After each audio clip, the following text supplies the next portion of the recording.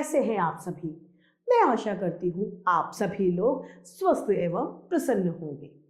आज हम हमारा पाठ निबंध लेखन को पढ़ेंगे और समझेंगे। तो आइए इस पाठ को प्रारंभ करते हैं। यह है हमारा पाठ 21 निबंध लेखन।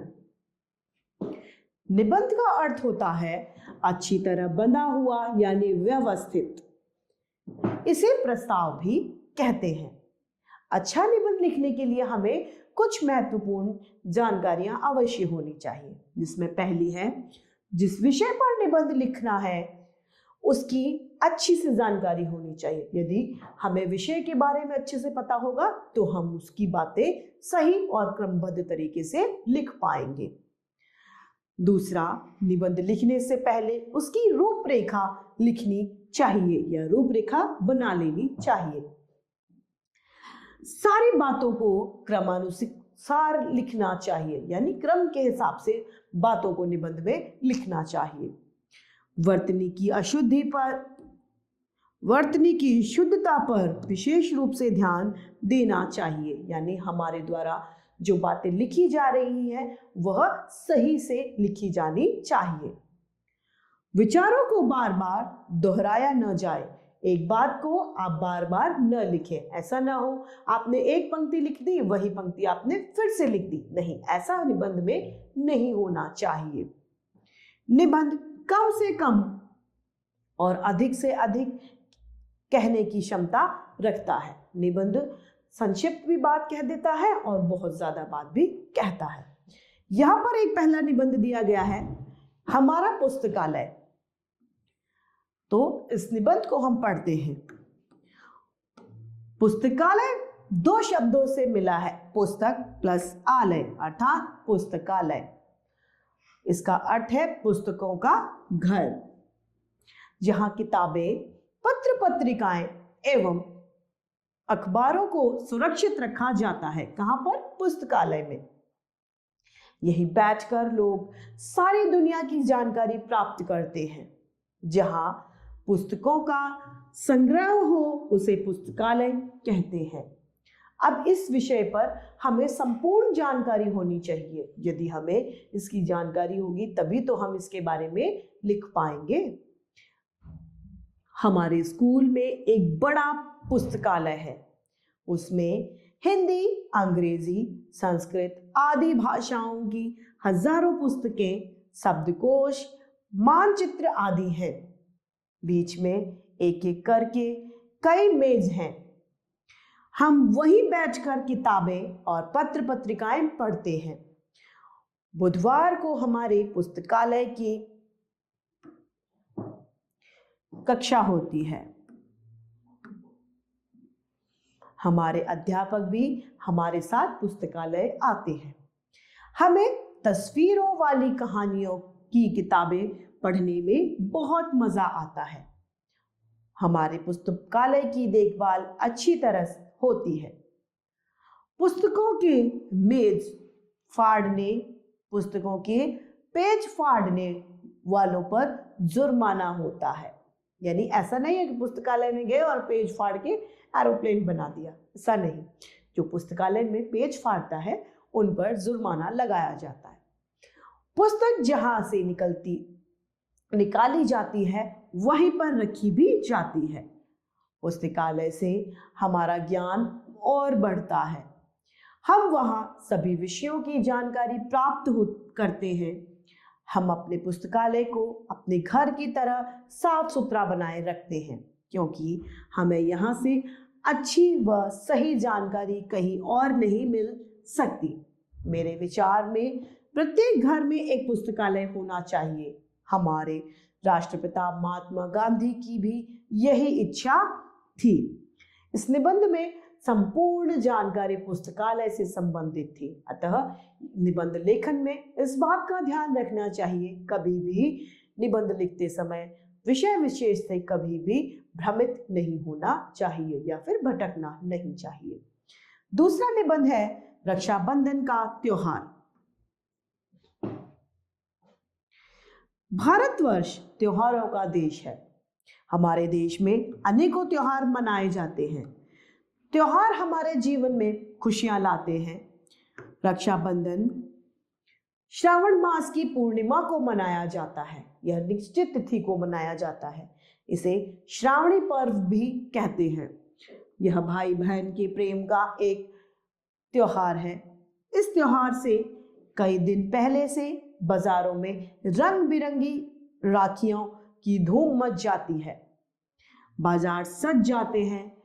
बहनें अपने भाइयों के लिए सुंदर सुंदर राखियां खरीदती हैं। रक्षाबंधन के दिन वे इन्हें अपने भाइयों की कलाइयों पर बांध देती हैं और भाई को मिठाई खिलाती हैं। भाई भी अपनी बहन को उपहार व भेंट देते हैं, उसकी रक्षा का वचन देते हैं, इसीलिए इसे रक्षाबंधन कहते हैं। इस त्योहार के साथ रानी कर्मावती और हुमायूं की कहानी भी जुड़ी हुई है। कर्मावती ने चित्तौड़ की रक्षा के लिए हुमायूं के पास राखी भिजवाई थी, जिसे उसने स्वीकार कर लिया था। यह त्योहार भाई बहन के अमर प्रेम का प्रतीक है। इसे धूमधाम से मनाना चाहिए। तो इस तरीके से इसने रक्षाबंधन पर्व पर निबंध दर्शाया। अब है निबंध तीसरा, गुरु पर्व। गुरु पर्व कार्तिक माह की पूर्णिमा के दिन गुरु नानक जी के जन्म के रूप में मनाया जाता है। इस दिन सभी गुरुद्वारों से नगर कीर्तन निकाले जाते हैं। इसमें कई तरह की तलवारबाजी दिखाई जाती है, तलवारबाजी का करतब दिखाते हैं। गुरु नानक जयंती को गुरु पर्व के नाम से जाना जाता है। गुरु पर्व को नानक देव जी के जन्मदिन के रूप में मनाते हैं। यह सिख धर्म का सबसे बड़ा त्योहार है। सिख धर्म में इस दिन को प्रकाश उत्सव कहा जाता है। इस दिन गुरु नानक जी का जन्म हुआ था। गुरु नानक जी का जन्म 15 अप्रैल 1469 को तलवंडी नामक जगह पर हुआ था, जो अब पाकिस्तान के पंजाब हिस्से में है। गुरु नानक सिख धर्म के पहले गुरु थे। वे हर वर्ष गुरु पर्व की तिथि पर परिवर्तन आता रहता है। हिंदू पंचांग के अनुसार गुरु पर्व कार्तिक माह की पूर्णिमा के दिन मनाया जाता है। सिख धर्म में 10 गुरु हुए हैं। माना जाता है कि गुरु नानक जी ने ही सिख धर्म की स्थापना की थी। इस तरीके से गुरु पर्व समाप्त होता है। चौथा निबंध हमारा है गणतंत्रता दिवस। 26 जनवरी को गणतंत्रता दिवस अत्यंत धूमधाम से मनाया जाता है। 26 जनवरी 1950 को स्वतंत्र भारत का संविधान लागू हुआ था। सच्चे अर्थों में भारत उसी दिन ही स्वतंत्र हुआ था। यह दिन बहुत पवित्र और महत्व का है। गणतंत्र दिवस को सारे देश में अत्यंत उत्साह के साथ मनाया जाता है। देश की राजधानी दिल्ली में भव्य परेड निकाली जाती है। इसमें सेनाओं के दस्ते, झांकियां, अस्त्र शस्त्र, लोक नृत्य आदि सभी शामिल होते हैं। इंडिया गेट के निकट विजय चौक पर विशेष मंच बनाया जाता है। उस मंच पर खड़े होकर राष्ट्रपति सलामी देते हैं। इस परेड को देखने के लिए लाखों लोग भी जनपथ पर जमा होते हैं। देश के अन्य भागों में भी राष्ट्रीय ध्वज फहराया जाता है। तरह तरह के कार्यक्रम आयोजित किए जाते हैं। सभी लोग देश रक्षा की शपथ लेते हैं। इस तरीके से पाठ निबंध लेखन समाप्त होता है। आइए इसकी समाप्ति पर देखते हैं हमने क्या सीखा। निबंध का अर्थ है अच्छी तरह बंधा हुआ। निबंध में सारी बातों को क्रमानुसार लिखना चाहिए। निबंध कम शब्दों में अधिक से अधिक कहने की क्षमता रखता है। निबंध में वर्तनी की शुद्धता पर ध्यान देना चाहिए। जिस विषय पर निबंध लिखा जा रहा है उसकी संपूर्ण जानकारी होनी चाहिए। निबंध लिखते समय कभी भी निबंध के विषय से भ्रमित नहीं होना चाहिए। तो इस तरीके से हमारा यह पाठ निबंध लेखन समाप्त होता है।